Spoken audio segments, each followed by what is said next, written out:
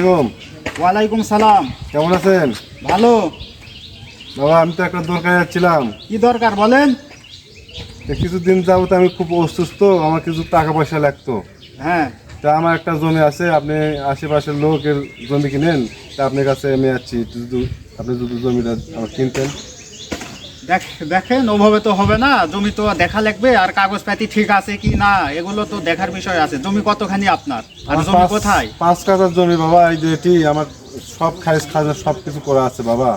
তো চলেন দেখে আসি আগে জমিটা কেমন, তো বাবা, কি নেওয়া যায় নাকি, তারপরে ডিসিশন নেবো আমি। তো বাবা তুমি যদি নিতে আমার কিছু খুব উপকার হতো বাবা, চলো বাবা। হ্যাঁ চলেন দেখে আসি জমি।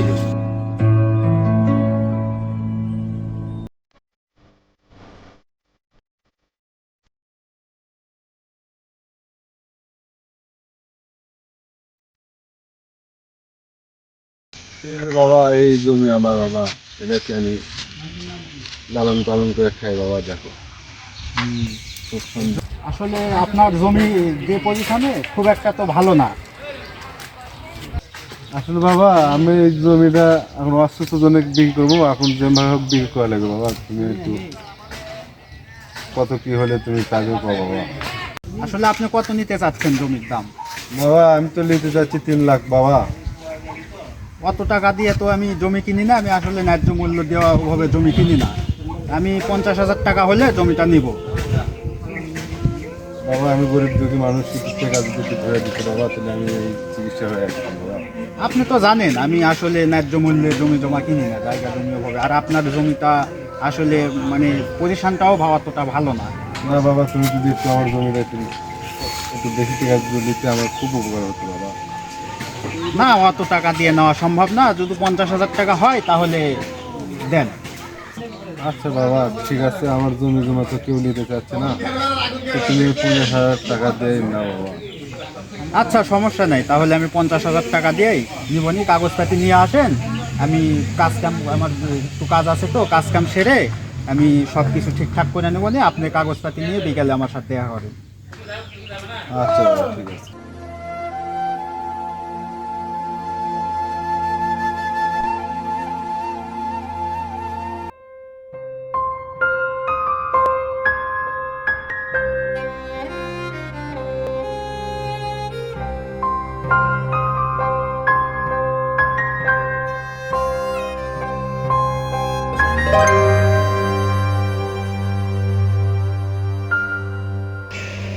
সালামু আলাইকুম।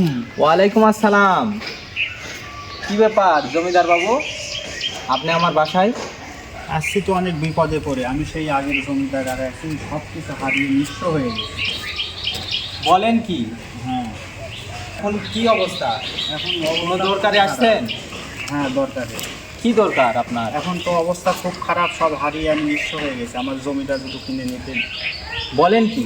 হ্যাঁ আপনি সেই আলম জমিদার না? হ্যাঁ হ্যাঁ, আমি সেই আলম জমিদার। ও আচ্ছা, আপনি কোন জমিটা বিক্রি করতে চাচ্ছেন? ওই যেই জমিটা আপনার বাবার কাছ থেকে কিনে নিয়েছিলাম।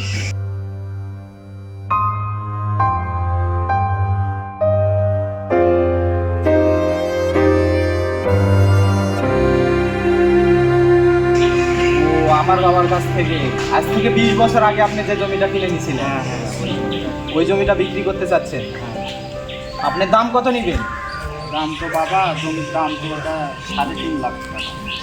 3.5 লাখ টাকা?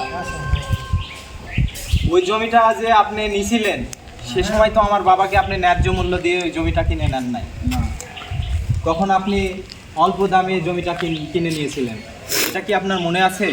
হ্যাঁ মনে আছে বাবা। আসলে অন্যায় করছি। আপনি যদি ওই জমিটা যদি ন্যায্য মূল্যে কিনে নিতেন তাহলে আমার বাবা চিকিৎসার জন্য মারা যেত না। আজ ওই জমির জন্য আপনি ন্যায্য মূল্য দেন নাই জন্য আমার বাবা মারা গেছে। এখন আপনাকে আমি কিভাবে উপকার করতে পারি সেটা আপনি বলেন। করেন বাবা, তখন আমি টাকা পয়সার অহংকার করতাম, এই করতাম ওই করতাম। এখন তো আমি সব হারিয়ে নিঃস্ব। তখন আমি ভুল পথে ছিলাম, এখন আমি নিজের ভুল বুঝতে পেরেছি। আপনি যদি নিজের ভুল বুঝতে পারেন এখানে আমাদের কোনো সমস্যা নাই। একটা মানুষকে নিঃস্ব করে তার জমিটা ন্যায্য মূল্য না দিয়ে কিনে নিব, এটা আমি কখনোই চাবো না।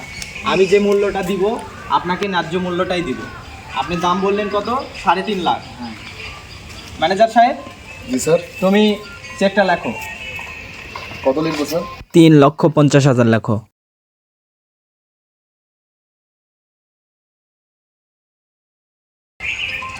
Sir signature please.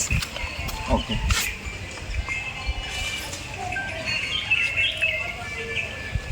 চেকটা দিয়ে দেবো ওনাকে। এই নেন আপনার চেক।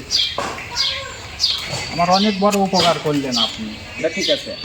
আমার জমির কাগজপাতি আমি কিভাবে দেবো আপনাকে? কাগজপাতি এই যে আমার সেক্রেটারি আর ম্যানেজার আছে, ম্যানেজারের মাধ্যমে আর সেক্রেটারির মাধ্যমে আপনি সব কাগজপাতিগুলো বুঝাই দিন। আচ্ছা, আমার তো বয়স হয়ে গেছে, আমি আমার লোকের মাধ্যমে আপনার সেক্রেটারি আর ম্যানেজারের কাছে সব কাগজপাতি দিয়ে পাঠাবো। আচ্ছা বাবা, ঠিক আছে ঠিক আছে, আপনি আচ্ছা, তাহলে ভালো থাকবেন। ওকে ওকে ওকে। আসসালামু আলাইকুম। ওয়ালাইকুম সালাম।